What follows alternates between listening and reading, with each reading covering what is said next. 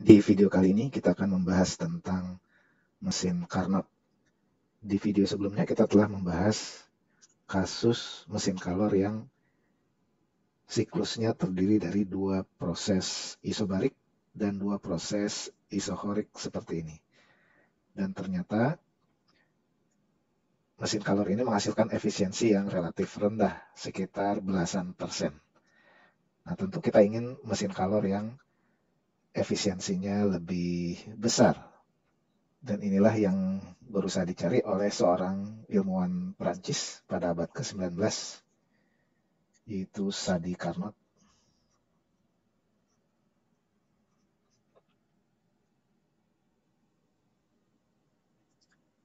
Carnot menemukan bahwa mesin Calor akan paling efisien apabila siklusnya bukan seperti ini, tetapi adalah sebagai berikut.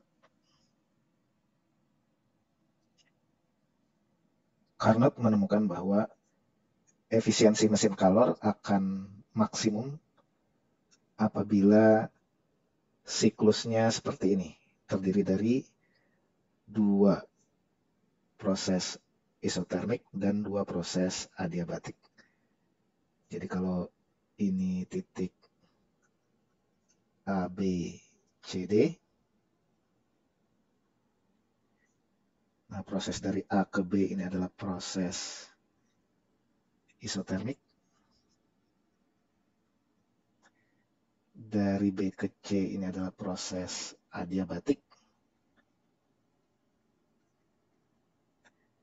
dari C ke D ini adalah proses isotermik, dan dari D ke A ini adalah proses adiabatik.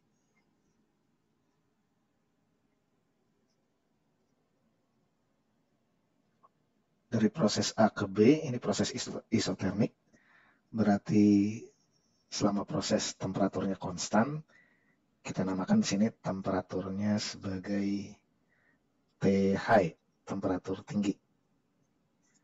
Kemudian selama proses dari B ke C ini berlangsung secara adiabatik, berarti tidak ada pertukaran kalor antara sistem dengan lingkungan. Berarti kita tuliskan di sini Q-nya selama proses dari B ke C ini sama dengan 0.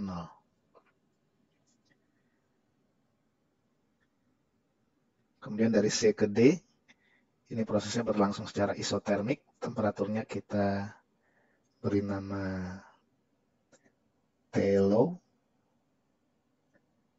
Kemudian ini dari D ke A, prosesnya berlangsung secara adiabatik, berarti tidak ada pertukaran kalor antara sistem dengan lingkungan.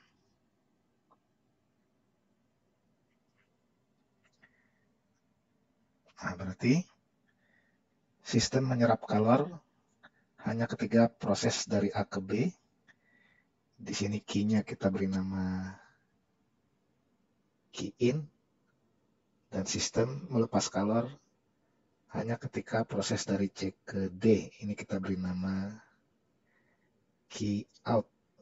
Jadi kalau kita gambarkan diagramnya pada mesin Carnot, ini ada reservoir suhu tinggi dengan temperatur T high dihubungkan ke sistem, kemudian dihubungkan lagi ke reservoir suhu rendah dengan temperatur T low.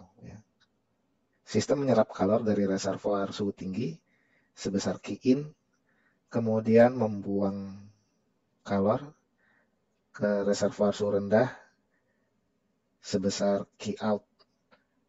Maka usaha yang dilakukan oleh mesin ini sama dengan Q in minus Q out.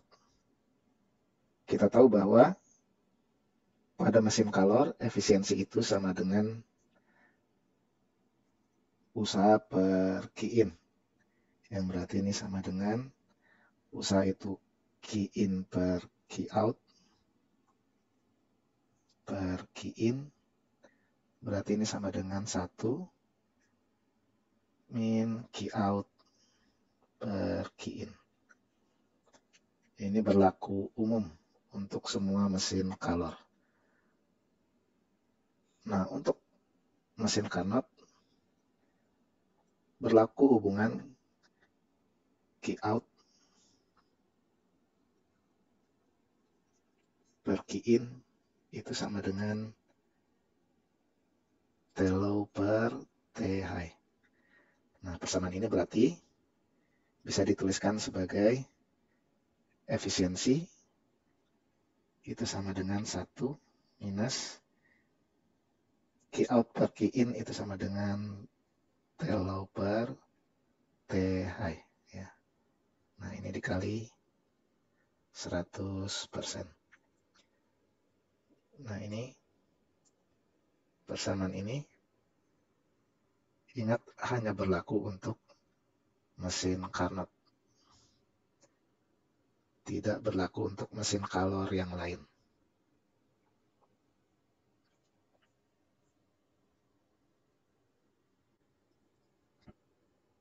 Sekarang perhatikan contoh soal berikut. Kata soal, sebuah mesin Carnot menyerap kalor sebesar 4000 Joule dari reservoir panas yang suhunya 500 Kelvin dan membuang kalor ke reservoir dingin yang suhunya 300 Kelvin. A. Hitung efisiensi mesin. B. Hitung besar usaha yang dihasilkan. C. Jika efisiensi mesin ingin dinaikkan menjadi 50%, menjadi berapa suhu reservoir panas harus dinaikkan?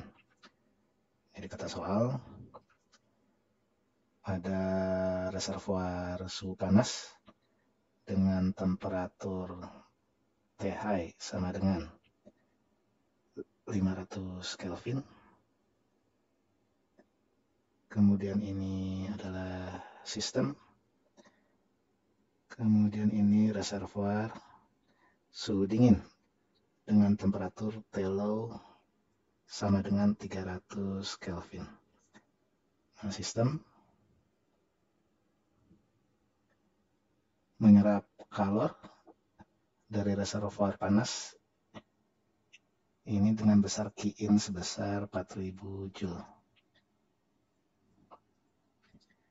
Nah, A, efisiensi mesin, kita tahu untuk mesin Carnot berlaku efisiensi itu sama dengan 1 min T low per T high kali 100%.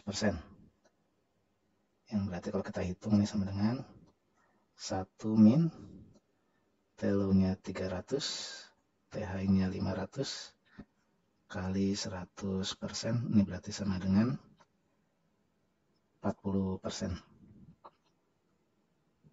Kemudian yang B, besar usaha yang dihasilkan. Kita tahu efisiensi itu sama dengan usaha dibagi Q yang masuk. Berarti W-nya sama dengan efisiensi kali Q in. Ya, berarti 40% kali Q in-nya 4000. Ini berarti sama dengan 1600 Joule. Kemudian yang C, biar efisiensinya 50%, suhu reservoir panasnya harus dinaikkan menjadi berapa? Nah, untuk yang C, efisiensi sama dengan 1 min T low per T high. Nah, ini katanya 50%. Sama dengan 1 T low-nya yang tetap 300, T high-nya yang kita ingin tahu berapa besarnya. Berarti 300 per T high sama dengan 0,5 ya.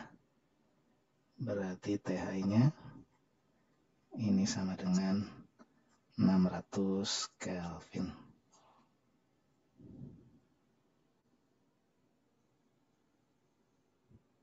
Sekarang sebagai latihan, coba kerjakan soal berikut.